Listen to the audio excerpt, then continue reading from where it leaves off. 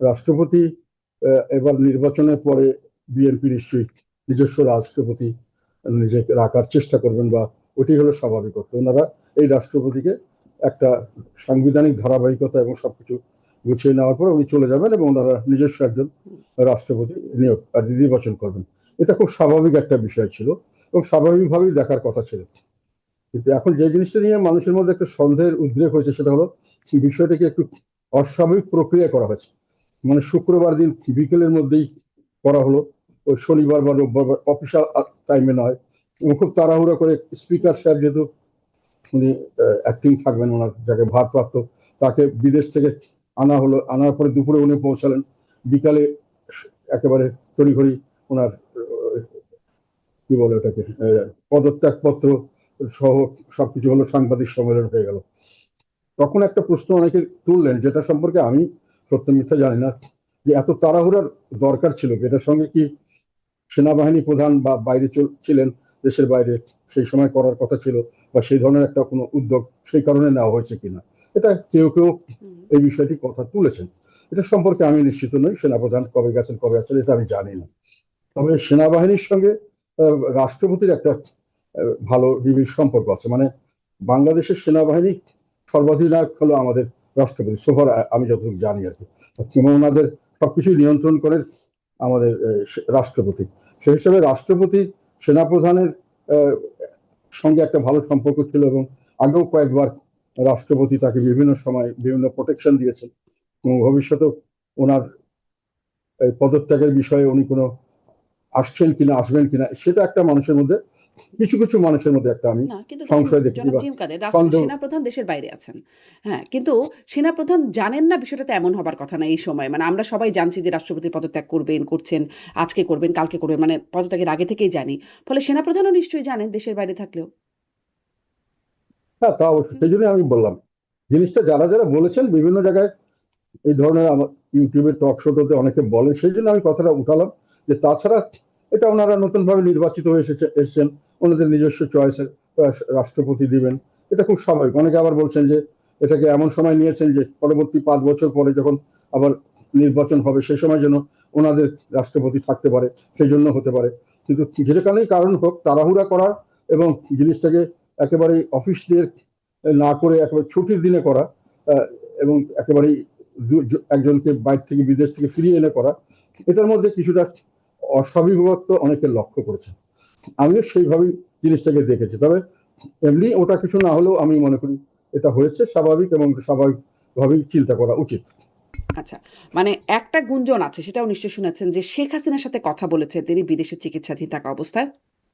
এটা একটা তার বিরুদ্ধে একটা অভিযোগের বিষয় তোলা হচ্ছে। যদিও তিনি মানে সাবেক রাষ্ট্রপতি শাহাবুদ্দিন চুপ্পু তিনি বিষয়টি একদমই অস্বীকার করেছেন। অবাস্তব, কাল্পনিক ইত্যাদি এরকম শব্দ ব্যবহার করে অস্বীকার করেছেন।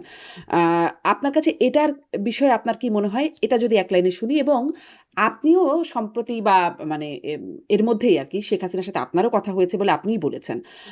সেই বিষয়টাও একটু শুনতে চাইবো আপনার কাছে যে আসলে কি কথা হয়েছে, বা এই কথা কি মাঝে, মাঝেই হয় কিনা, নাকি একবারই হয়েছে বা কয়বার হয়েছে? একটু বিস্তারিত যদি বলেন। না, আমি ওনার বিষয়ে উনি পরিষ্কারভাবে বলেছেন যে ওনার সঙ্গে কথা হয়নি। হুম, কথা হওয়াটা অবশ্য এখন পরিপ্রেক্ষিতে এমন হয়ে গেছে যে আমরা দেশটাকে বিভক্ত করে ফেলেছি। মানে একজন রাজনীতিবিদ আরেকজন রাজনীতিবিদের শত্রু, শত্রু প্রতিপক্ষ নয়, এবং এমন শত্রু যে যেটাকে আমরা চলতি কথা বলতাম জানি দুশ্মন। হুম, মানে উনি বেঁচে থাকলে আমি বাঁচবো না, আমি বেঁচে থাকলে উনি বাঁচবেন, এই যখন পরিস্থিতির সৃষ্টি হওয়াতেই কারোর সঙ্গে কারো কথা বলার নিয়ে এত কথার উদ্বেগ হচ্ছে। এটি আমাদের বর্তমান বাংলাদেশের সবচেয়ে প্রধান সমস্যা আমি মনে করি। জাতীয় ঐক্য বিনষ্ট হয়েছে, দেশ টু নেশনের মতো হয়ে গেছে, দুই ভাগে বিভক্ত জাতি। কিছু ভাগ আরেক ভাগকে শত্রু মনে করছে, আরেক ভাগ মনে করছে এদেরকে নিশ্চিহ্ন না করলে আমরা নিরাপদ নই। তো এই জিনিসটির কারণে এসব নিয়ে কথা হচ্ছে। উনি কথা বলে থাকলেও ওটার জন্য আমি মনে করি না যে এটা খুব বিশাল কোনো একটা ব্যত্যয় করার কথা ছিল, বা ওটার কারণে ওটা উনি যদি পরিষ্কারভাবে বলতে করতেন এবং বলতেন, এটাতে কি এমন যায় আসে। মানে এটা আমার ব্যক্তিগত ধারণা। এখন আমি যেটা বললাম যে এখন যারা টু নেশন থিওরি করে ফেলছেন, বাংলাদেশকে দুই নেশনে ভাগ করেছেন, দুটো জাতি হিসাবে এখন আমরা বিবেচিত হচ্ছি। একটা হলো আমরা মনে করি যে পাকিস্তানের সঙ্গে থাকাটাই ভালো ছিল, বা ওই ধরনের একটা টেন্ডেন্সি। আর কিছু লোক বলে যে না, আমরা যেটা নতুন দেশ পেয়েছি মুক্তিযুদ্ধের মাধ্যমে, এবং সেই দেশের প্রতি আমরা অনুগত এবং সেটি আমরা রাখবো। এবং এটা ভুল সিদ্ধান্ত ছিল না। এইভাবে দুই ভাগে বিভক্ত হওয়া দেশ, এবং এক পক্ষ আরেক পক্ষকে এমন শত্রু মনে করছেন যে উনি থাকলে আমি নিশ্চিত নই, আমি যে কোনো সময় একটা বিপদে পড়তে পারি। সেই কারণে এই ধরনের কথাগুলি আসছে। এগুলো রাজনীতির জন্য দুর্ভাগ্যজনক, জাতির জন্য দুর্ভাগ্যজনক, এবং এগুলো ভবিষ্যতের জন্য আমাদের জন্য একটা, আমি মনে করি, সংশয় এবং শঙ্কা তৈরি করছে। এই জিনিসটা যদি মীমাংসা হতে গিয়ে যদি শেষ পর্যন্ত একটা এমন পর্যায়ে চলে যায়, এবং এটি যদি চলতে থাকে, জাতীয় ঐক্য যদি এভাবে বিনষ্ট হতে থাকে, তাহলে দেশে সামনের দিকে গৃহযুদ্ধের মাধ্যমে এটা নিষ্পত্তি হওয়া ছাড়া এর আমি কোনো সলিউশন দেখছি না। কিন্তু এটা জাতীয় ঐক্য কিন্তু আমাদের আরো অনেক ক্ষেত্রেই এখন দরকার ছিল। যেমন নতুন সরকার নির্বাচিত হয়েছেন, আগে একটা কথা ছিল যে নির্বাচিত সরকার তাদের একটা অথরিটি থাকবে, তারা অনেক কিছু সলভ করতে পারবেন। দেশের যে সমস্যা এখন বর্তমানে, দেশ কিন্তু এখন ব্যাপক সমস্যা মানুষের জন্য। যেটা সমস্যা, মানুষের তো বাঁচতে চায়, বাঁচার জন্য খেতে চায় প্রথম। এই খাবার কিন্তু এখন শঙ্কা দেখা দিয়েছে। ওয়ার্ল্ড ফুড অর্গানাইজেশন এবং তার কিছুদিন আগে, এই 3-4 দিন আগে পেপারে দেখলাম একটা, তারা ঘোষণা দিয়েছেন যে দেশে প্রায় 1,81,00,000 লোক তীব্র খাদ্য সংকটে পড়ছে সামনে। এটা তাদের প্রেডিকশন।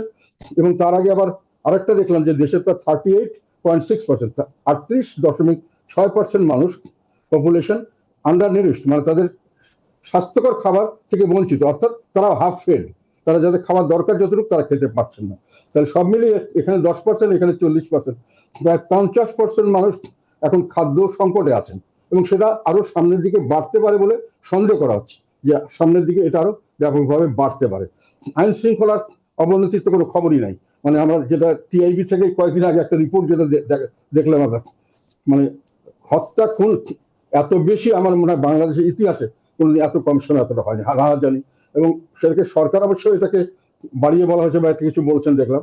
তবে বেসরকারি মতে আমরা বিভিন্ন জায়গা থেকে খবর পাচ্ছি যে সরকারি তথ্যের চেয়ে অনেক বেশি এগুলো এটা ঘটনা কিন্তু একটা ঘটছে। স্বরাষ্ট্রমন্ত্রী একটা বিষয় বলছেন যে এখানে রিপোর্টেড হচ্ছে, আগে অনেক কিছু রিপোর্টেডই হতো না। এটি কি একটা জায়গা কিনা? রিপোর্টেড হতো না, আগের সঙ্গে আপনি তুলনা করবেন, এখন যে লোকগুলো মারা যাচ্ছে এটা আগে এর চেয়ে বেশি হতে পারে, কিন্তু আপনি তো এটা চেয়ে কমানোর চেষ্টা নিশ্চয়ই। করবেন। এটা তো বাড়ছে।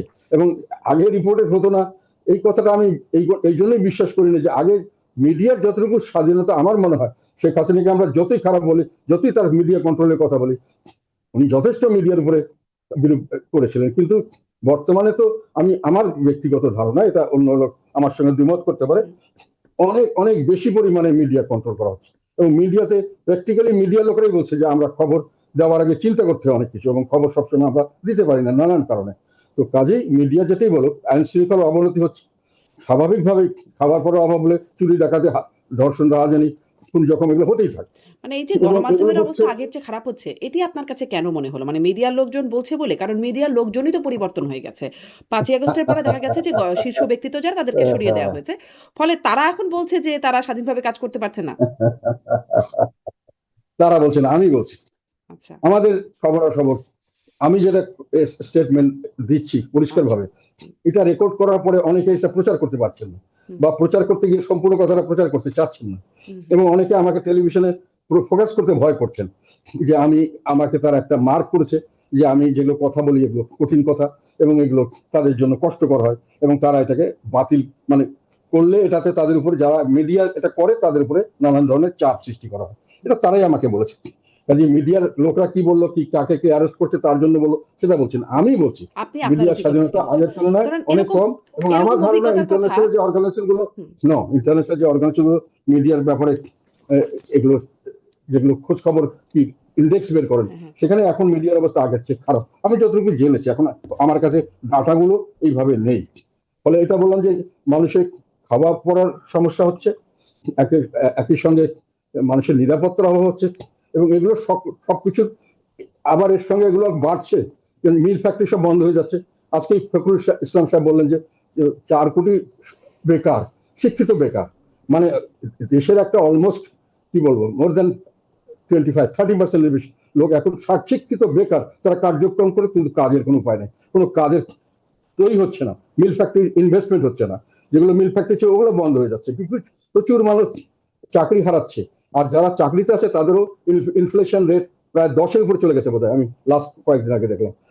ফলে মানুষের যা আয় করছে সেটা দিয়েও মানুষের আগে যা কিনতে পারতো তা কিনতে পারছে না। কাজে স্বাভাবিক মানুষের অবস্থা অত্যন্ত খারাপ। একটাই সলিউশন, সলিউশন হলো রাজনৈতিক স্থিতিশীলতা। এখন নির্বাচনের পরে ধারণা হয়েছিল যে এখন একটা লেজিটিমেট গভর্নমেন্ট আসবে যেটা নির্বাচিত, তাদের আন্ডারে এগুলোকে আস্তে আস্তে ঠিক করে দেওয়া হবে। কিন্তু আসার পরে যেটা দেখা গেল, এই গভর্নমেন্ট এই আগের গভর্নমেন্টের একটা ধারাবাহিকতা বজায় রাখা শুরু করলেন। তারা এই যে বিভক্তির রাজনীতি, যেটা দেশকে দুই দুই টু নেশন হয়ে গেছে এখন বাংলাদেশ, টু নেশন স্টেট, সেই টু নেশনকে তারা একতা করার জন্য চিন্তাও করলেন না। তারা ভালোভাবে ওই একই নীতি চালিয়ে গেলেন। এবং যে অত্যাচার নিপীড়নের কারণে শেখ হাসিনার বিরুদ্ধে মানুষের দাঁড়িয়েছিল যে তারা বিএনপিকে রাজনীতি করতে দিচ্ছে না, নির্বাচনগুলো করতে দিচ্ছে না, এই একই জিনিস এই নির্বাচন ওরকম হলো। আওয়ামী লীগকে আইন করে বাদ দেওয়া হলো। তবু তো শেখ হাসিনার সময় আওয়ামী লীগ তো আইন করে বাদ দেওয়া হয়নি। আওয়ামী লীগ, বিএনপি বা সব যারা আছেননি, তাদের পরিবেশ এরকম ছিল, তারা পছন্দ করেনি, এটা আইন করে বাদ দেওয়া হলো। আমাদেরকে আইন না করেও আমাদের কোনো মানে সুষ্ঠুভাবে কোনো সুযোগ সুবিধা হলো না। পরে ব্যাপক কারচুপির মাধ্যমে, এগুলো আমি ক্যালকুলেশন সবখানে আমি দিয়েছি, করে দেওয়া হলো। তো একটা নির্বাচন হলো না ভালো। এখন যারা ক্ষমতা আছেন তাদের কাছে আমরা আশা করছিলাম, আমরা সম্পূর্ণ সার্বিকভাবে তাদের সমর্থনের আমরা আশ্বাস দিয়েছিলাম যে আমরা আপনাদের সমর্থন করবো, আপনার দেশটাকে স্থিতিশীল করেন। রাজনৈতিক স্থিতিশীলতা না হওয়া পর্যন্ত এই যে সমস্যাগুলোর সামনে আরো ব্যাপক সমস্যার সামনে আসছে, যেটা সারা পৃথিবীব্যাপী এটা শঙ্কা দেখা দিচ্ছে যে ইরানের যুদ্ধের কারণে যেটা বন্ধ হচ্ছে না, দিনকে দিন প্রতিদিন তেলের দাম বাড়ছে, গ্যাসের দাম বাড়ছে, সারের দাম বাড়ছে, যে কোনো জায়গায় যে কোনো সময় ডিসরাপশন হচ্ছে। আমাদের মিল ফ্যাক্টরি প্রচুর বন্ধ হয়ে যাচ্ছে এই যে শুধু গ্যাস এবং নির্বাচন এবং নির্বাচনে আপনাদের সমর্থনের ইলেকট্রিসিটির ব্যাপারটা, কারণে, সেটা হলো গ্যাসের জন্য। জি তো গ্যাসগুলো আসছে না এবং এটা সামনে বাড়বে। এখন এইটার থেকে আমরা উদ্ধার পাওয়ার একটাই পথ ছিল, সেটা হলো আমাদের একটা জাতীয় ঐক্যমত তৈরি করা, মানে সবাই মিলে, সব দল মিলে আমরা একসঙ্গে কাজ করবো। ভাই আমরা দেশটাকে বাঁচাবো, সবাই মিলে আসুন, আমরা বসুন, একসঙ্গে করব। এটা না করে অর্ধেক লোককে আমি শেখ হাসিনার মতো পিটিএ মেরে যেভাবে হোক ওগুলো বের করে দিয়া আমরা অর্ধেক লোক নিয়ে দেশ চালাবো এবং সেটাতে দেশে যে স্থিতিশীল থাকবে, এটা তো কখনোই এটা হলো না এবং এখনো হবে না। এটার জন্য আমি কেন বলছি যে একটা কথা আছে যে ইতিহাস থেকে শিক্ষা নিতে হয়, কিন্তু পিছনের দিকে তাকিয়ে রিয়ার ভিউ মিররে দেখে গাড়ি সামনে চালানো যায় না। আপনি পিছন থেকে শিক্ষা নেন যে শেখ হাসিনা যেটা করতে চেষ্টা করেছিলেন, এক চক্রকে নির্মূল করে দিয়ে এককভাবে দেশ শাসন করতে উনি ফেল করেছেন, এই শিক্ষাটা আপনি নেন। আর সামনের দিকে এটা যদি আপনি না করেন, সেটা নিয়ে সামনে এগিয়ে যান। কিন্তু এখন এনারা যেটা ক্ষমতা এসে এই ডক্টর মোহাম্মদ ইউনূসের অন্তর্বর্তী সরকার, এখনকার এই সরকার, এখন ওই অর্ধেক লোককে বাদ দিতে হবে, আওয়ামী লীগকে বাদ, আমাদেরকে আনঅফিসিয়ালি বাদ না দিলেও, অফিসিয়ালি বাদ না দিলেও আনঅফিসিয়ালি আমাদেরকে ইররিলেভেন্ট করে দেওয়া হচ্ছে। আমাদের এখন পর্যন্ত আমাদের দুজন জেলখানায় আছেন, তাদেরকে একটার পর একটা মামলা দেওয়া হচ্ছে। যেই মামলাগুলো একটা অদ্ভুত ব্যাপার এখন বাংলাদেশে, যে যাই অপরাধ করুক মামলা হলো 5ই আগস্টের পরে খুনের মামলা, এবং সেই মামলা দেওয়ার পরে তাকে জামিন দেওয়া হবে, তুমি জামিনের পরে পরে আবার তাকে সোন অ্যারেস্ট করা হবে। এরকম ভাবে এখনো দুজন আমাদের জেলে আছে এবং একজনকে নির্বাচনের পরে তাকে জেল ধরা হয়েছে এবং সেই মামলা আবার সেই আগের দিনের মামলা, এখনো তাদেরকে ছাড়া হচ্ছে না। জি তো এখন রাজনৈতিক এই জিম কাদের নিপীড়ন আরো কিছু বিশ্লেষণ করে, প্রশ্ন আছে, না আমি যেটা বলতে চাচ্ছি জি প্লিজ, শেষ করবেন, আমি সেটা আরো হলো কিছু প্রশ্ন করবো। জি সেটা হলো যে এই নিপীড়ন নির্যাতনের মাধ্যমে শেখ হাসিনা চেষ্টা করেছিলেন যে ওনার লেজিটিমেসি ওনারও ছিল সেই নির্বাচনে, তারপরেও জোর করে উনি থাকতে চেষ্টা করেছিলেন এবং বিশ্বের সমর্থনও পেয়েছিলেন, কিন্তু দেশের জনগণ এটা সহ্য করেনি, যার জন্য ওনাকে চলে যেতে হয়েছে। এখন এনারা যেটা করতে যাচ্ছে সেটা কিন্তু একই দিকে যাচ্ছে। এখন অনেকে বলছে, যেটার জন্য আমি আমি মনে করি যেটা আমাদের একটা বিরাট ব্যর্থতা। আমি আন্দোলনে ছিলাম, আমার দল সরাসরি আন্দোলনে ছিল, সবসময় এর সাক্ষী প্রমাণ ডকুমেন্ট নিয়ে আমি বই বের করেছি, আবার আমি একটা বই বের করছি ইংরেজিতে, কারণ এটা খুব অন্যায়ভাবে আমাদেরকে এইভাবে করবে। সেই জন্য বলছি যে আমরা এখন যেটা দাঁড়িয়ে গেছে সেটা হলো এইভাবে যদি চলতে থাকে তাহলে মানুষের মধ্যে একটা প্রশ্ন এসছে এখন যে কি পেলাম, মানে আগেই তো ভালো ছিলাম। আবার একটা নতুন কথা এখন শুনলাম, যেটা হলো এভাবে তো দেশ চলতে পারে না, একই পদ্ধতি এইভাবেই চলছে, যা প্রত্যেকদিন জিনিসের দাম বাড়ছে, প্রত্যেকদিন মানুষের চাকরি হারাচ্ছে, মানুষের অভুক্ত মানুষের সংখ্যা বাড়ছে, বিভিন্ন জায়গায় খাদ্যের নিরাপত্তা নাই, জীবনের নিরাপত্তা নাই, কোনো সামনের দিকে কোনো ভবিষ্যৎ নাই। 4 কোটি বেকার লোক বসে আছে, তাদের চাকরির কোনো খবর নাই। আর আমরা এক পক্ষ আর এক পক্ষকে নিশ্চিহ্ন করবো কিভাবে, সেই মানে সেই একটা ইয়েতে নেমে পড়েছি, একটা একটা এফোর্ট ওইটা নিয়ে নেমে পড়েছি পুরাদমে। এটা তো আর জি। তার ফলে যেটা আপনি হয়েছে আপনি আরেকটা জিনিস পরিস্থিতিটা আসলে কতটা পরিস্থিতিটা বর্ণনা করছেন। জি এম কাদের আমি যে প্রশ্নটা না, আমি করছিলাম, আর একটা আরো কথা কিছু বলে শেষ প্রশ্ন করি। আপনি নির্বাচন নিয়ে কথা বলছিলেন না, সেটা নিয়ে আরো একটু কিছু কথা কথা, বলব। একটা কথা বলি এখানে, আপনাদের সেটা জি হলো লাস্ট আমাদের লাইন। এই যে জাতীয় ঐক্য যে আমাদের হচ্ছে না, হুম, তার তার একটা কারণ, আরেকটা ব্যাপার, এখন আমরা বড় ধরনের চ্যালেঞ্জ এই সরকার সামনের দিকে আসবে, সেই জন্যই বলছি একটা বড় চ্যালেঞ্জ। একটা তো ইকোনমিক ফেলিওর হুম। সামনের দিকে, কাজের টাকা পাওয়া যাচ্ছে না, কিভাবে দেশ চলবে আমি জানি না। আমি দীর্ঘদিন মানে সরকার পরিচালনার সঙ্গে বিভিন্নভাবে জড়িত ছিলাম, আমি মন্ত্রী ছিলাম, আমি দেখেছি কিভাবে দেশ চালাতে হয়, কিছুটা হলো আমার অভিজ্ঞতা আছে, এবং আমার অনেক দীর্ঘদিনের অনেক কিছু দেখার অভিজ্ঞতা আছে। কিন্তু এখন যেটা আমি দেখতে পাচ্ছি সেটা হলো যে, আর আমাদের রাজনীতিটা আমরা নিজেদের মধ্যে ঐক্য না থাকার কারণে আমরা রাজনীতিটা বিদেশিদের হাতে ছেড়ে দিয়েছি। আমাদের দেশে আমরা কি করব, সামনের দিকে নাকি 29 তারিখের পরে কোনো দেশের একজন দূত আসবেন, তখন আমাদের ঠিক হবে কে প্রেসিডেন্ট হতে পারবে। এখন আবার এখানে এখানে আবার আরেক বড় সুপার পাওয়ার, তার কাছে আমরা কিছু কথা বললাম, সেটা থেকে কি ইলেকশন হবে, আমাদের প্রতিবেশী কি রিয়াকশন করবে, তার উপর আমাদের রাজনীতি মানে ডিসাইড করতে হবে। বিদেশি আমরা দূত এসে ঠিক একটা করে করবেন কিন্তু কে এই ডিসাইড প্রেসিডেন্ট করতে হবে? হতো না। মানে এই কথাটা আপনি কিসের ভিত্তিতে বলছেন যে বিদেশি দূত এসে ঠিক করবেন যে কে প্রেসিডেন্ট হবে? মানে আপনি কি সার্জিও গোরের কথা বলছেন? না, না, না, এই এটা মাসের আমি শেষের দিকে তিনি আসবেন। আমি এটা কোনো ভিত্তি না। এটা আমি বলছি যে কথা মানুষের মধ্যে মুখে মুখে কথা রটছে। আচ্ছা। আমার কাছে অনেকে বলছে যে কি হবে না হবে, ওটা তো ওই দেশের থেকে উনি আসবেন, উনি আলাপ সালাপ করার পরে এটা ডিসিশন হবে। এটা মানুষের পারসেপশন। হুম। আপনার কি ওয়াই পারসেপশন? আপনার কোনো আমাদের পারসেপশন দেশের আছে? রাজনীতি কেন কে আরেক হবেন দেশের রাষ্ট্রপতি মানুষের পরবর্তী ডিসাইড করবে? পরবর্তী রাষ্ট্রপতি কে হবে? আপনার কোনো পারসেপশন আছে?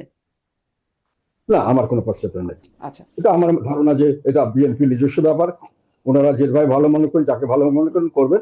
তবে আমি বিশ্বাস করি যে যদি একটা প্রেসিডেন্ট ওনারা ভালো দিতে পারেন, একটা ইনস্টিটিউশন ঠিক করে দিতে পারেন, যেখানে কোনো দলীয় লোক হবেন না, সাধারণ দেশপ্রেমিক নাগরিক এবং জ্ঞানী নাগরিক মানুষ যারা দেশের কথা চিন্তা করেন, এরকম লোককে সিলেক্ট করতে পারলে আমি মনে করি ভালো হবে। দলীয় লোক এবং হবেন না এটা মানে পৃথিবীর যাদের বিভিন্ন নাম দেশে শোনা এটা যাচ্ছে, করা হয়। যাদের নাম শোনা যাচ্ছে জনাব জি এম কাদের, যে মির্জা ফখরুল ইসলাম আলমগীর, মঈন খান, নজরুল ইসলাম, তাদের নাম শোনা যাচ্ছে, মানে একদম বিএনপির খুব সিনিয়র নেতাদের নাম।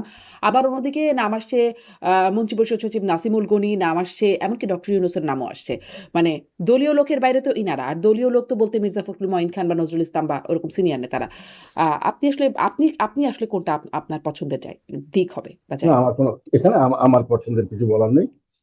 ওনারা বিএনপি যেহেতু ওনারা এখন আছেন, ওনাদের হাতে এটা, ওনারা যাকে পছন্দ করবেন করতে পারেন। আচ্ছা। আমি দেখতে চাই যে ওনারা যেটা করছেন সেটা দেশের জন্য মঙ্গলজনক হবে, এটি আমি চাই। যারা করেছেন সে যে ভালো ডেলিভার করতে পারেন, দেশের জনগণের পক্ষে কাজ করতে পারেন, আমি এটাতে খুশি হব। জি। আমি যেই প্রসঙ্গটা আপনাকে জিজ্ঞাসা করছিলাম যে শেখ হাসিনার সাথে কথা বলার যে অভিযোগ বর্তমান রাষ্ট্রপতির, আপনি সেটা নিয়ে বলছিলেন। আপনিও কথা বলেছেন বলে আপনিও বলেছেন। মানে সেই কথা সম্পর্কে একটু জানতে চাই। কারণ শেখ হাসিনার সাথে কথা বলা এখন একটা খুব গুরুত্বপূর্ণ ইস্যু হয়ে দাঁড়িয়েছে। বিভিন্ন সময় মানে অভিযোগ হয়ে দাঁড়িয়েছে বা দায় হয়ে দাঁড়িয়েছে। ফলে আপনি কথা বলেছেন, কি কথা বলেছেন, কয়বার কথা বলেছেন, নিয়মিতই কথা হয় কিনা? না, এইসব ব্যাপারে আমি কয়েকবারই বলেছি যে আমি এইসব কথা আমি এইভাবে বলবো না, কেননা এগুলো কোনো মানে হয় না। কথা বলা এটা আমার অধিকার, এখানে আমি নিশ্চয়ই। কোনো তার সাথে কোনো কনস্পিরেসি না, যে কোনো লোক আমার সাথে কথা বলতে চায় বলতে পারে। আমি সবার সঙ্গে কথা বলি এখন, এবং দেশের ভালোর জন্য যদি কিছু কোনো কোনো রকম কিছু করতে পারি আমি করার চেষ্টা করি। আমি একটা জিনিস সবসময় মনে করি, বাংলাদেশের জন্য এখন এই টু নেশন থিওরি বাদ দিয়ে ঐক্যমত সৃষ্টি করতে হবে, সবাইকে নিয়ে রাজনীতি করতে হবে। যেই ক্ষমতায় থাকে আই ডোন্ট মাইন্ড, কিন্তু দেশটা ঐক্যবদ্ধভাবে সামনে এগিয়ে যাক, এটা আমরা চাই। 50% লোক আর 50% লোকের দেখা মাত্রই তাকে হত্যা করার প্রচেষ্টা করবে, কথা বললেই তাদের সঙ্গে ষড়যন্ত্র হয়ে গেল, তার জন্য তাকে শাস্তি ভোগ করতে হবে ফ্রম বোথ সাইডস। হুম। এটা আমি মনে করি দেশের জন্য মঙ্গলজনক নয়। এবং এটা দেশকে, যে এমনিতে দেশ একটা বিরাট একটা সমস্যার সম্মুখীন হচ্ছে, বিরাট একটা, এবং এটাকে সামলানোর খুব কঠিন হবে। আমি আরেকটা জিনিস এখানে বলতে চাই, যেটা আমি অনেকবার বলেছি, একটা দেশকে দখল করা, দেশকে আয়ত্তে আনা যত সহজ, দেশকে পরিচালনা করা কিন্তু অত সহজ নয়। এবং পরিচালনা করতে গেলে মানুষের মানে যে জিনিসটি খুব খুব বেশি দরকার, আমি এটাকে মনে করি একটা অ্যাডমিনিস্ট্রেশন চালানো, বিশেষ করে যেসব দেশে সমস্যা সংকুল দেশ, এটার মধ্যে আমি আমি যেটা ধারণা করি যে একটা প্লেন, এটাকে চালানোর জন্য যে স্কিল দরকার, এটা চালানোর জন্য অভিজ্ঞতা দরকার, বিভিন্ন, বিশেষ করে যে ঝড়ের ভিতরে প্লেনটা যেতে হয়, সেই ধরনের মানুষ দরকার। আমি যতই দেশপ্রেমিক হই আর যতই আমি দেশের কথা ভালো চিন্তা করি এবং প্লেনটাকে দখল করে ফেলি, আমার পক্ষে কিন্তু প্লেনকে ঝড়ের ভিতরে পার করিয়ে নেওয়া সহজসাধ্য ব্যাপার নয়। সেই ধরনের জিনিসগুলোকে চিন্তায় আনতে হবে। খালি হইচই করলে দেশ চলে না। আমি মনে করি যে বর্তমান হুম, সরকার এই বিষয়টি জি। সম্পর্কে এই যে দেশের ভালোর জন্য বা জানেন দেশের এবং এটা স্বার্থে ওনারা আপনি ওইভাবেই করবেন। জি, অভিজ্ঞতা দরকার আছে, দক্ষতা দরকার আছে যে দেশ নিশ্চয়ই, পরিচালনা, এবং নিশ্চয়ই। এটা না করতে পারলে আপনি যতই দেশপ্রেমিক হন, যতই দেশের ভালো কথা চিন্তা করেন, পারবেন না।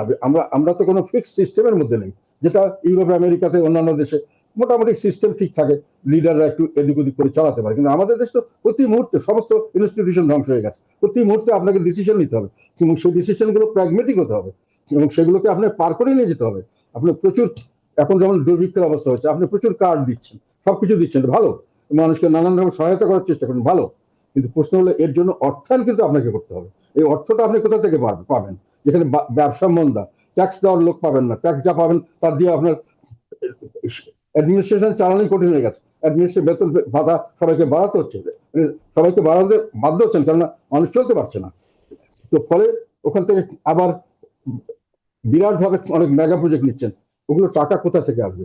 সেই টাকাগুলোর জন্য ব্যবস্থা কিভাবে করা হলো? এটা তো আমাদের সামহাও আমরা করব, এটা ঠিক আছে, কিন্তু সামহাওটা তো আমাদের দেশের জনগণকে জানতে হবে যে আপনি কিভাবে করবেন, কিভাবে আপনি অর্থায়ন করবেন, কিভাবে আপনার এই জনকল্যাণমূলক কাজগুলোকে আপনি পার করে নিয়ে যাবেন, কিভাবে আপনি দেশের উন্নয়নমূলক অবকাঠামো যেটা করতে চাচ্ছেন সেটা করবেন, তার অর্থ কে দিবে, কোথা থেকে আসবে?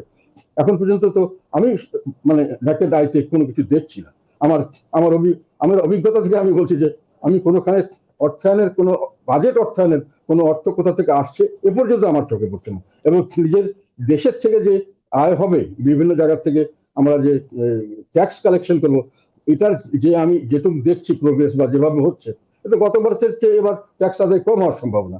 সেক্ষেত্রে পরিচালন ব্যয় মিট করে সরকারের পরে কষ্ট করা হবে। ফলে কাজে ফলে আপনি শঙ্কিত। জনকল্যাণমূলক আপনার কাজগুলো যেটা আপনার কথা থেকে প্ল্যান বোঝা করা যাচ্ছে হচ্ছে জনাব সেগুলো জেএম কাদের কিভাবে যে আপনি করবেন? একরকম শঙ্কিত। মানে এই পরিস্থিতিতে আপনার একটা শঙ্কার জায়গা বোঝা যাচ্ছে। কিন্তু আপনি ওই যে বলছিলেন যে দেশের স্বার্থে আপনি যে কারো সাথে কথা বলবেন বা যে কারো সাথেও কথা বলা যায়, কোনো ষড়যন্ত্র তো নাই। মানে দেশের স্বার্থে কি কথা হয়েছে? কথাটা মানে দেশ সংক্রান্ত, দেশের স্বার্থ সংক্রান্ত কথা কি আপনার হয়েছে? না, না, না, এইসব কথায় এটা আমার সঙ্গে, আমি বারংবার বলছি এক কথা, এটা কথা নিয়ে আমি বাড়াতে চাই না। এটা আমার সঙ্গে সৌজন্যমূলক কথা হচ্ছে, এবং আমি এটা মনে করি যে এটা খুব স্বাভাবিক। জি।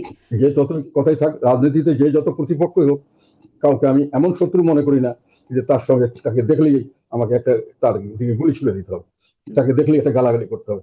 এই ধরনের কালচার রাজনীতিতে আমাদের দেশে আগে ছিল না, এটা তৈরি হয়েছে বেশ কিছুদিন থেকে, এবং এটার যতদিন চলবে তখন দেশের আর সামনের দিকে আমি খুব খারাপ মনে করছি। এখন তো এমন একটা পরিস্থিতি, আমি যে বললাম না, এটাকে কে জানি সেদিকে বললো, কথাটা আমার কাছে মনে হলো, মনে করছে যে বিভক্ত হয়ে গেছে। এটা কোনো এক নেশন বলা যায় না, we are not same. Hmm, hmm, there people who are oppose to each other. যেমন আমরা ইস্ট পাকিস্তান, ওয়েস্ট পাকিস্তান একটা অবস্থা দাঁড়িয়েছিল, যে আমরা ওনাদেরকে যে কোনো কারণে মনে করতাম যে আমাদেরকে এরা অবজ্ঞা করছে বা কিছু, সেটা কিন্তু আমরা তাদেরকে মারতে যাইনি, যাই হোক। কিন্তু এখন তো মানে এরা আমাদের অন্যায় করেছে, প্রতিহিংসা দিতে হবে, এ করতে হবে। এই প্রতিহিংসার রাজনীতি করতে গিয়ে আজকে কিন্তু শেখ হাসিনা অনেক কিছু লস করেছেন। তিনি যদি সবকিছু একভাবে চালাতে চাইতেন তাহলে হয়তো দেশে হুম। ওনার নিজের এই ধরনের কোনো তো এখন যখন সুবিধাজনক কথা অবস্থা বলছেন, করতেন ধরেন না। এখন যখন আপনার সাথে কথা বলছেন বা আরো যদি কারো সাথে কথা হয়ে থাকে আওয়ামী লীগের গুরুত্বপূর্ণ কারো সাথে, তখন কি মনে হয় আপনার যে এই প্রতিহিংসা থেকে তারা কোনো রকম সরে এসেছেন? না, প্রতিহিংসা থেকে সরে আসার তো সুযোগ দিতে হবে তাকে। প্রতিহিংসা যদি আপনি এখন এখন পর্যন্ত বিভিন্ন জায়গা থেকে আমি খবর পাচ্ছি, মানে লোক আওয়ামী লীগ করে না, আওয়ামী লীগের লোক একটা কথা আমি বারংবার বলছি, এখনো বলছি, আমি কোনো আওয়ামী লীগ সমর্থক নই। আমি আন্দোলনের সময় পুরো মাত্রই আন্দোলনের সময় অফিসিয়ালি ছিলাম, হুম, কেউ এটা বলতে পারবে না, এখানে হুম। ছবি টবি সব আছে, তো আমার স্টেটমেন্ট আছে প্রতিটি আন্দোলনের প্রতি মুহূর্তে তাদের পেপারে। কিন্তু কথা হলো যে আন্দোলন মানে কি বলছো? মানে না, আন্দোলনে ওইটা আপনারা ছিলেন, জি, আপনি না, বলছেন, হ্যাঁ। আমরা সবসময় ছিলাম সব- এবং এখন কিন্তু যেটা আমি দেখতে পাচ্ছি, যেটা জন্য বলতে গেছিলাম, হুম, সেটা হুম, হলো আমার সঙ্গে প্রচুর আওয়ামী লীগের লোক ছিল, যারা আওয়ামী লীগ করতেন, কিন্তু বর্তমান সেই সময়কার সরকারের সঙ্গে তারা এটা একমত হতে হুম, পারছিলেন না। অনেক আমার বন্ধু বান্ধব ছিলেন বা আমার সঙ্গে পরিচিত বা আমাদের বিভিন্ন ভাবে আমার সঙ্গে কানেক্টেড, তারা বলছিলেন আমরা আন্দোলনের সঙ্গে আছি, আমরা চাই সরকার পথ, কেন হুম, না হলে এত লক্ষ লক্ষ কোটি কোটি লোক রাস্তায় আসতো না। নিশ্চয়ই। সবাই এসেছিল সব জায়গা থেকে। তো এখন এই প্রশ্ন হলো যে এই লোকগুলো কিন্তু একটা চেতনা ছিল, আমরা যেটা মুক্তিযুদ্ধের চেতনার নামে মুক্তিযুদ্ধের চেতনা নষ্ট করা হয়েছিল, আমি বারংবার আওয়ামী লীগের সময় হুম, বলেছিলাম। হুম, সেই চেতনাটা কিন্তু আমরা রিভাইভ করতে চেয়েছিলাম, সেটা হলো বৈষম্য মুক্ত ন্যায় বিচার ভিত্তিক একটি সমাজ ব্যবস্থা। এটা মুক্তিযুদ্ধের ইতিহাস, এটাই চেয়েছিলাম বৈষম্য মুক্ত একটা দেশ, বৈষম্য মুক্ত ন্যায় বিচার ভিত্তিক একটা সমাজ আমরা চেয়েছিলাম। এখন এটা নষ্ট হয়েছে, এটা আবার আসুক। সেটার জন্যই কিন্তু এই 24শে জুলাই আন্দোলনটা হয়েছিল। আমরা এটাতে ছিলাম। এখন পরে শুনলাম যে জামাত এবং শিবির এবং তাদের সে লোকজন নিয়ে তারা নাকি এটাকে পাকিস্তান করবে বা স্বাধীনতাটা বলছিল, এই ধরনের একটা বয়ান তারা নিয়ে এসছে। আমরা কিন্তু ওই জন্য যাইনি, এবং সেই চেতনা কিন্তু এখনো মানুষ ধারণ করছে যে আমরা একটা নির্বাচনের মাধ্যমে, একটা ভালো নির্বাচনের মাধ্যমে একটা জবাবদিহিতামূলক সরকার করব, একটা জবাবদিহিতামূলক সরকার ব্যবস্থা করব, সরকার ব্যবস্থা করব, যাতে করে এই বৈষম্য মুক্ত এবং এই ন্যায় বিচার ভিত্তিক সমাজ হয়। এখন কিন্তু আমরা এটা কিছুই পাচ্ছি না। এখন যেটা বলা হচ্ছে চেতনার নামে, সেখানে আমি যেটা দেখতে পাচ্ছি সেটা হলো কিছু অশ্লীলতা শুনছি, আমরা উচ্ছৃঙ্খলতা দেখছি, অনৈক্য দেখছি, এবং এখন এটাকেই তারা বলতে চাচ্ছে যে এটাই চেতনা। না, আমরা এইটাকে চেতনা মানি না। আমরা যেটার জন্য করেছিলাম বৈষম্য কোটা, সেই কোটা রয়ে গেছে। এই বৈষম্য করে দলীয় লোককে সব ব্যবসা বাণিজ্য চাকরি বাকরি দেওয়া, সেটা রয়ে গেছে। মানুষকে অত্যাচার করা, বিভিন্নভাবে ব্ল্যাকমেল, বিভিন্নভাবে তাদেরকে জুলুমবাজি করা, মিথ্যা তাহলে মামলা দিয়ে, আপনি এখন সেগুলো চলছে। এখান থেকে কাজে এটা উত্তরণ তো আপনি কিভাবে এই দেখছেন? চেতনা তো আমরা চাইনি। আমরা চেয়েছিলাম বৈষম্য মুক্ত হবে, আমরা চেয়েছিলাম এই ধরনের মেধাভিত্তিক হবে, কোটা ভিত্তিক নয়, যাতে যেটা যেটা দেশের চাকরি বাকরি সব মেধাভিত্তিক হবে, এবং রাষ্ট্র এবং কি বলে সরকার এবং সরকারি দল এক হয়ে যাবে না। এখন তাই হচ্ছে। সরকারি দল ওই আমাদের একটা পুলিশের এক অফিসার দেখলাম মাননীয় প্রধানমন্ত্রীর সামনে বলছে যে আমি প্রায় জন্মের থেকেই আমি আমি বিএনপি করি। পুলিশ অফিসার এটা বলতে পারেন না, উনি যদি করেও থাকেন ভোট দিতে পারেন, কিন্তু উনি প্রকাশ্যে যখন উনি দায়িত্ব পালন করবেন, উনি স্টেট, উনি হলেন প্রজাতন্ত্রের কর্মচারী। উনি কিন্তু কোন দলকে আলাদাভাবে দেখবেন না, সব মানুষকে সমানভাবে দেখবেন। আর সরকারেরও দায়িত্ব হলো দলকে এবং আর অন্য দলকে একভাবে দেখা, যতক্ষণ পর্যন্ত তারা সরকারে আছেন। এখন দল, সরকার এবং এই আমাদের প্রজাতন্ত্র বা স্টেট এক হয়ে গেছিল আওয়ামী লীগ আমলে, এই এক এখনো চলছে। কাজে তখনও কি আপনি এই বিষয়গুলো সমালোচনা করতেন? মানে তখন তো আপনারা আলোচনাটা হয়েছিল, তখন তো আপনারা ভয়েস শক্ত ছিল, ধরেন সংসদে ছিলেন, তখনও কি এই সমালোচনা করতেন যখন পুলিশ অফিসাররা তখনও আওয়ামী লীগের কথা বলতো বা চাটুকারিতা করতো? জি, এটা সমালোচনা শুধু আমি করি নাই, সংসদে করিনি, বাইরে করেছি, পাবলিক মিটিং এ করেছি, আমি আর্টিকেল লিখেছি, পত্রিকায় এসেছে এগুলো। কাজে এইটাই বললাম যে তারপরে আমাকে দোষর বানিয়েছে। এই যে কথাগুলো বললাম প্রত্যেকটার উপরে আমার আর্টিকেল আছে। এই আর্টিকেল গুলো আমি আবার একটা ইংরেজিতে বের করছি, একটা বাংলায় বের করছি, এর মধ্যে সব আছে। এবং পরবর্তীকালে কি কি হয়েছে, শেখ হাসিনার সময় কি কি কথা আমি ইন্টারভিউ দিয়েছিলাম, এসব ব্যাপারে আন্দোলনের পক্ষে কি বলেছিলাম, তার আগে যখন ওনারা স্টেটকে আর সরকারি দল, সব সরকারি দল হয়ে গেছে, প্রজাতন্ত্রের কর্মচারী, সরকার আর সরকারি দল এক হয়ে গেছে। তো এগুলো আমি লিখেছিলাম তখন, এগুলো এখন বিরোধী দল তো এক হয়ে গিয়েছিল, মানে বিরোধী দল এক হয়নি। এটাই আমি বললাম, এটা হলো অপপ্রচার। একটা কোথাও দেখাতে পারবে না যেখানে জিএম কাদের পার্লামেন্ট হিসাবে, পার্লামেন্টের বিরোধী দল হিসেবে একটা কোথাও বলতে পারবে না যে সংসদে বিরোধী দলের পক্ষ থেকেও তখন বলা হয়েছিল যে আমাদেরকে গৃহপালিত বিরোধী দলের পক্ষ থেকে। বিরোধী দলের শেখ হাসিনা কিছু লোককে বানিয়েছিলেন নিজের, এখনো ওরা রেখেছেন। এখন এই সরকার রাখেননি বোধহয়, এর আগে অন্তর্বর্তী সরকার ওই একই কায়দায় আমাদেরকে বেকায়দা ফেলার জন্য ওটাকে রেখেছেন। ওই মানুষগুলি, ওই 5-7টা 10টা মানুষ, এরাই এসব করেছে এবং এরাই সবখানে কথা বলছে। জিএম কাদের এবং as a leader and the rest of the জাতীয় পার্টি নেভার একটা এক্সাম্পল দেখাতে পারবে না যে আমরা দালালি করছি। 2014 সালে আমি মন্ত্রী ছিলাম সরকারের, কি বলে এটাকে, মহাজোট সরকারের। আমি পরিষ্কার ভাবে বলেছি যে আমি নির্বাচন করব না। আমাকে অনেকে এর দালাল বলেন, অনেকে বলেন আওয়ামী লীগের দোষ। নো, আওয়ামী লীগের থেকে অনেকভাবে আমাকে অফার দেওয়া হয়েছে, আমি করিনি। আমার সঙ্গে 270 জন ক্যান্ডিডেট উইথড্র করেছিলাম, আমরা করিনি। কাজে আমরা কোনো সময় দোষর ছিলাম না, এবং পরবর্তীকালেও আমরা সব সময় জনগণের পক্ষে দাঁড়ানোর চেষ্টা করেছি। নানান ভাবে বেকায়দা করে আমাদেরকে জোর করে নেওয়া হয়েছে। আপনি বলছিলেন যে 5-7 জন 10 জন মানুষকে বলেননি, আপনারা তখন বলেননি। তখন আমি যেগুলো কথা বলেছি প্রত্যেকটা ডকুমেন্ট, শুধু পার্লামেন্ট না, পাবলিক মিটিং আছে, নিউজ আছে, এবং সেগুলো বিভিন্ন পত্রিকায় ছাপানো হয়েছে এবং সামনে বলে দাঁড়িয়ে বলেছি।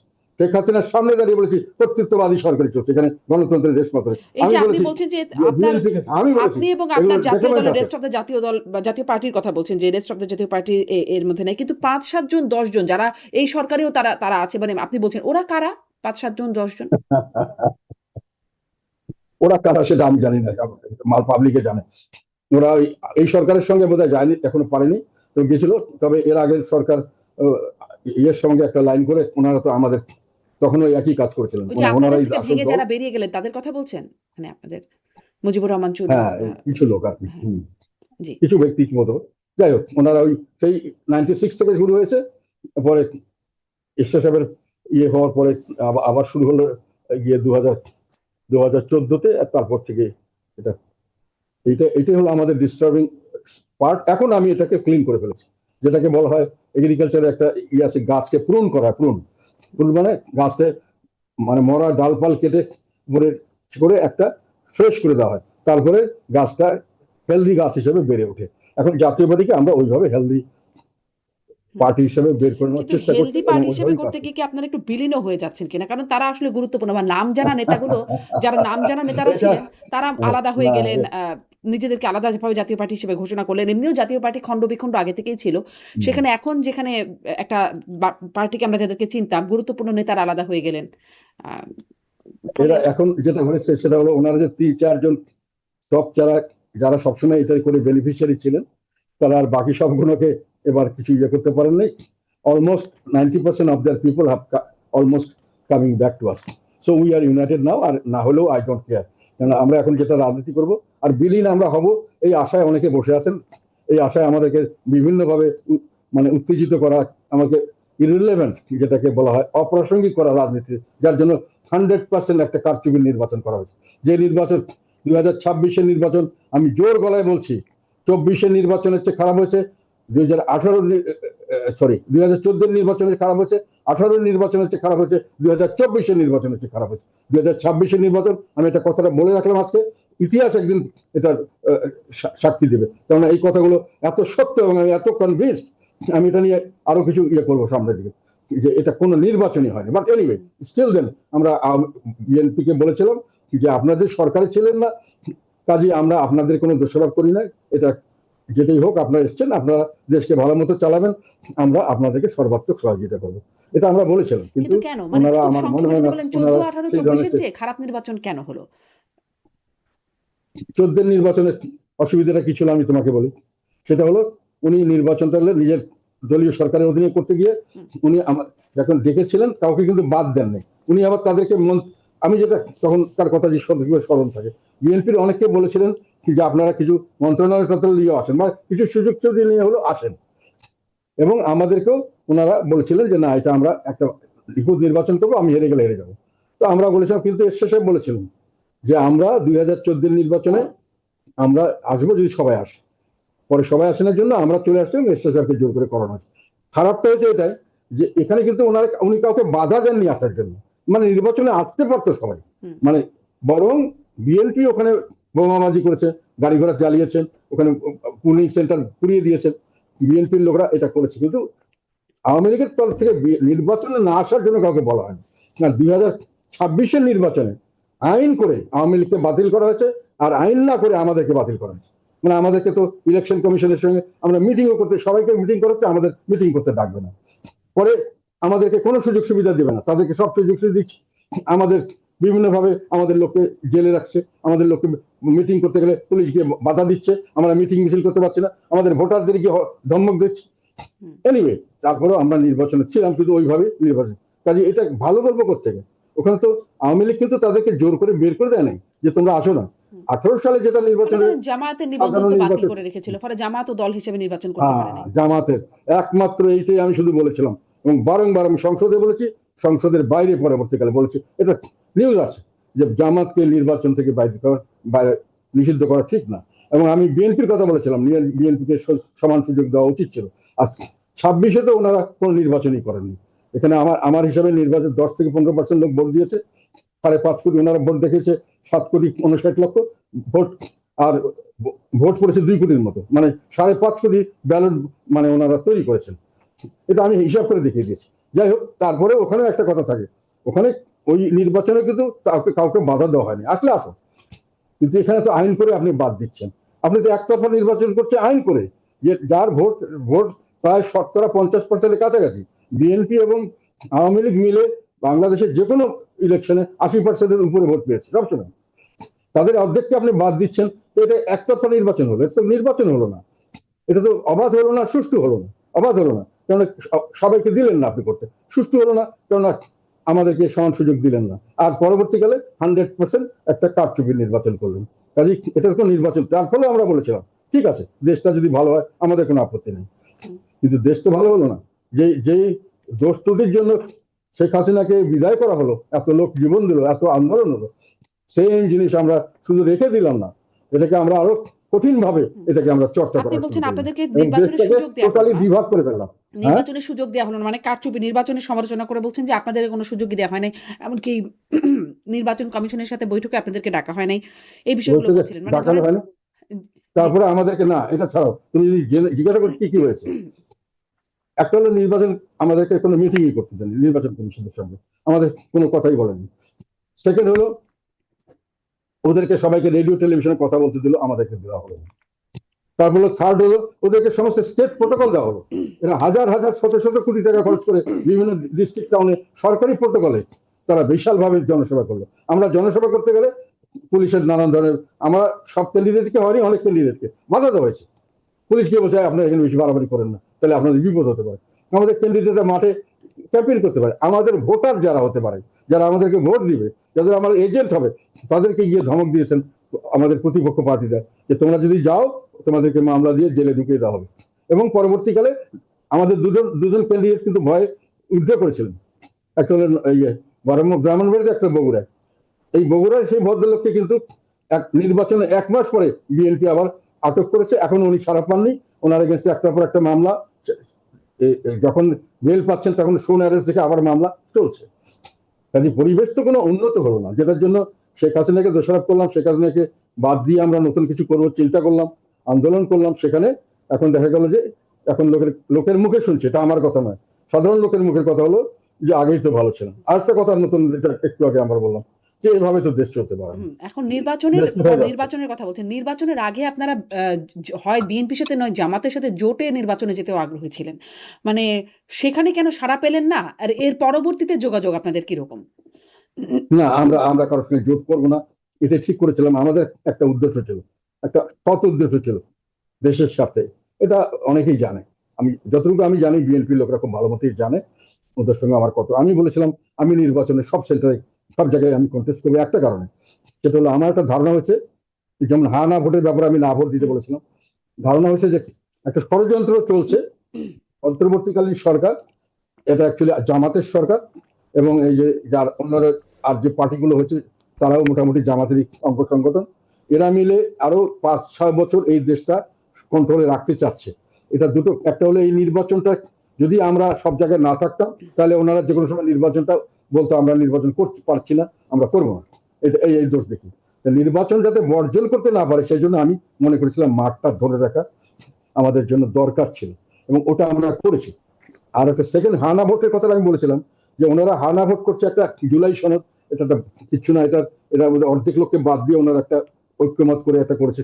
আমাদের মতো মানুষ যারা পার্লামেন্টে এখন এই পর্যন্ত, আমার ধারণা মতে পার্লামেন্টের কাজকর্মের ব্যাপারে আমার চেয়ে এক্সপিরিয়েন্স লোক আমার ধারণা খুব কম আছে, কিন্তু আমাদেরকে কোনো ডিসকাস, আমি একটা সাজেশন পাঠিয়েছিলাম, ওটাকে রিসিভই করেনি এই পর্যন্ত, মানে ওখান থেকে ফেলে দিয়েছে, মানে একটা কর্মচারীদের রিসিভ করতে ওটা কোনো অ্যাকসেপ্ট করে না। তো এই ধরনের একটা করে এনারা করতে উদ্দেশ্য হলো এই আমরা জুলাই সনদ বাস্তবায়ন ছাড়া আমরা ক্ষমতা ছাড়বো না। তো জুলাই সনদ বাস্তবায়ন করতে ওনারা 4-5 বছর সময় নেবেন। এইটার কারণে আমি নির্বাচন করেছি, এবং নির্বাচনে সবাইকে বলেছি না ভোট দিবে।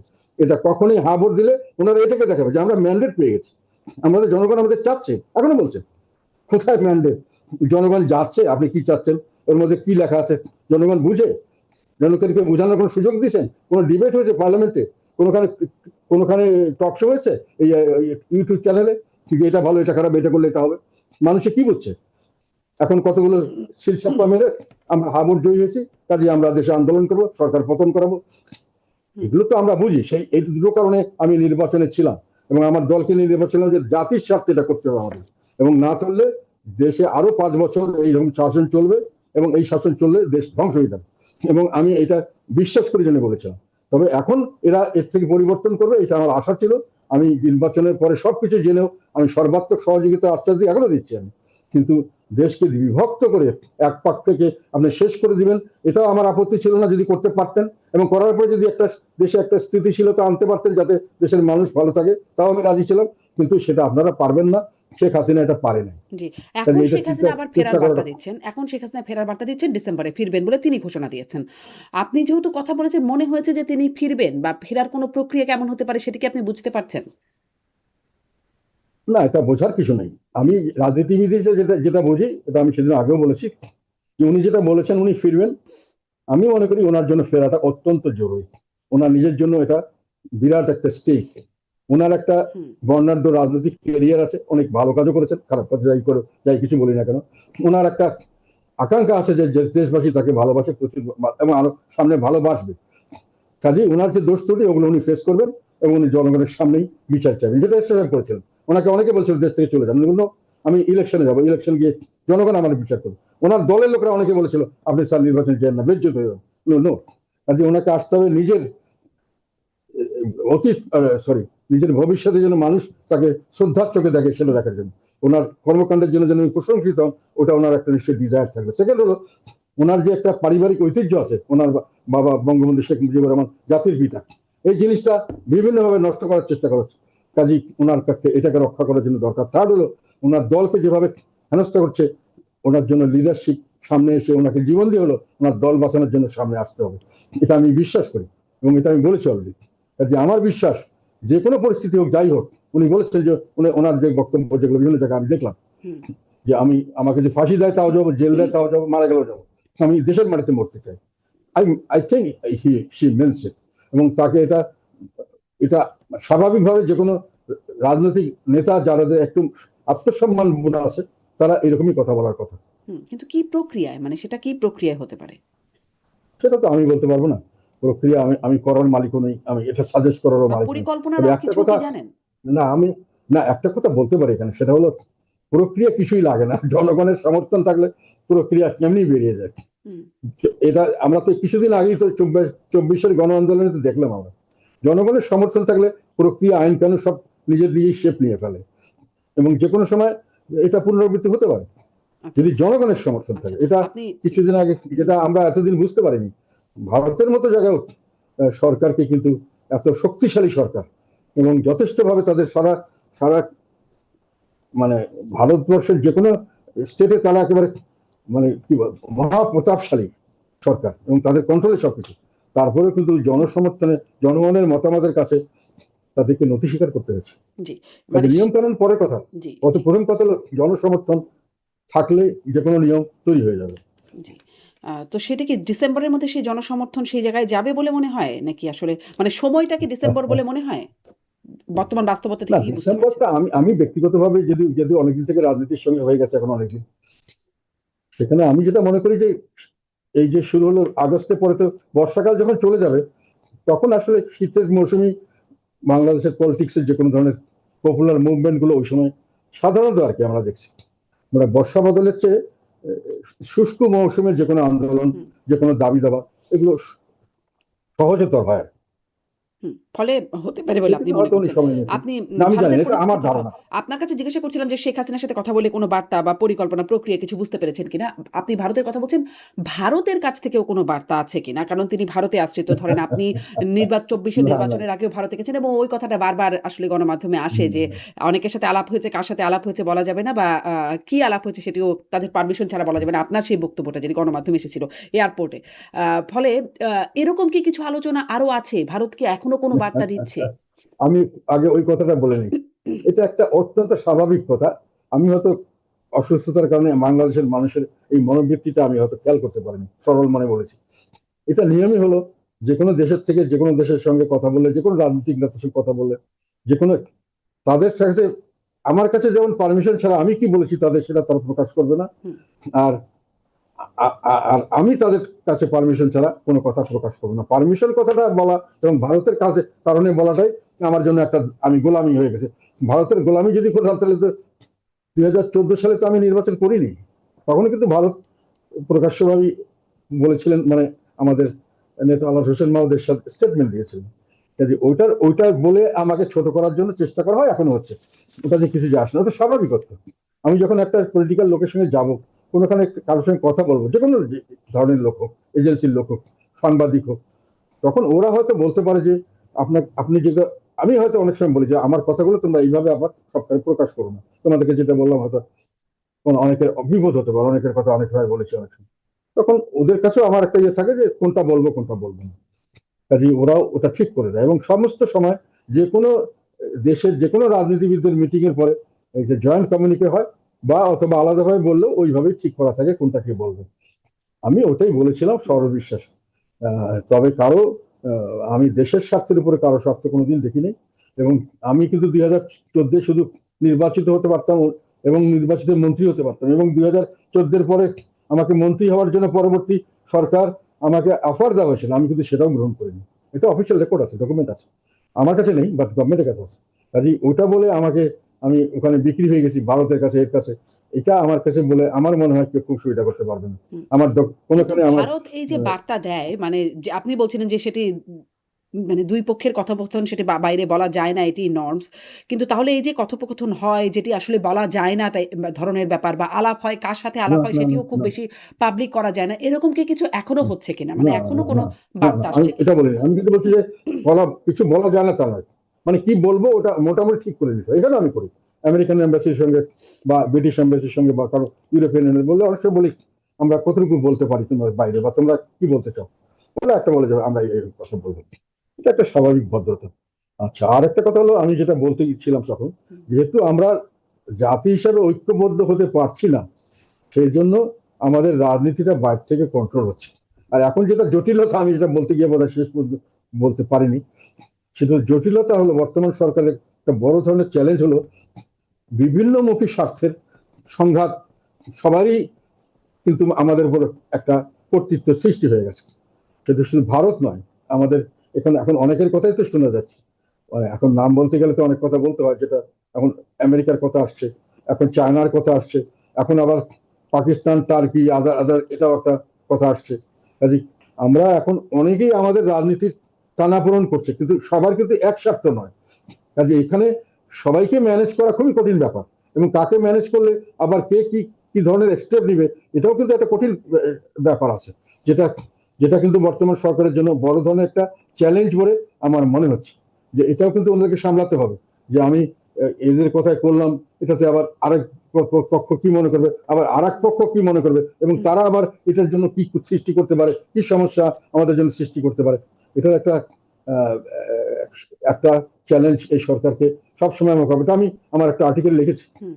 বড় একটা সমস্যা। সরকারের জন্য চ্যালেঞ্জের অন্তর, কথা বলছেন। কিন্তু আমি যে প্রশ্নটা করছিলাম, হ্যাঁ, আসলে মূল প্রশ্নের উদ্দেশ্য ছিল যে এখন আপনারা কোনো বার্তা পাচ্ছেন কিনা? সেটি ভারতের কাছ থেকে হোক, বিশেষ করে ভারতের কাছ থেকেই, বা ধরেন আপনারা বিভিন্ন দেশের রাষ্ট্রদূতদের সাথে বা দূতদের সাথে কথা বলবার সুযোগ হয়। যুক্তরাষ্ট্রের কাছ থেকে আপনাদের কাছে, আপনি আন্তর্জাতিক একটা সমীকরণের কথা বলছিলেন, ফলেই এই প্রশ্নটা যে আপনারাও কি কোনো বার্তা পাচ্ছেন কিনা? না আমি সেরকম ভাবে ব্যক্তিগতভাবে কোনো বার্তা পাইনি। এমনি আমরা যতটুকু বুঝতে পারছি আর কি, যে সকলেরই একটা নিজস্ব এজেন্ডা আছে, এবং সকলেই চাইবে তাদের এজেন্ডা যাতে পূরণ হয়, এবং যারাই এজেন্ডা তাদের পূরণ হবে না, হুম, তারা এটাকে কাউন্টার করার জন্য কিছু মেজার নিতে পারে। এটা আমি ধারণা করছি, আমাকে কেউ কিছু বলেনি। জি। এটা স্বাভাবিক আর কি। জি। আপনার কাছে যদি, যেহেতু আপনি মানে অনেক অভিজ্ঞ রাজনীতিবিদ এবং আপনি আ মানে গুরুত্বপূর্ণ জায়গায় কাজ করেছেন। আ সরকার বিরোধী দল বিভিন্ন মানে সম্পৃক্ততা আপনার আছে। ফলে আপনার সেখান থেকে একটা, যদি আপনার কাছে একটা জানতে চাই যে আপনি আসলে সামনে কি দেখতে পাচ্ছেন?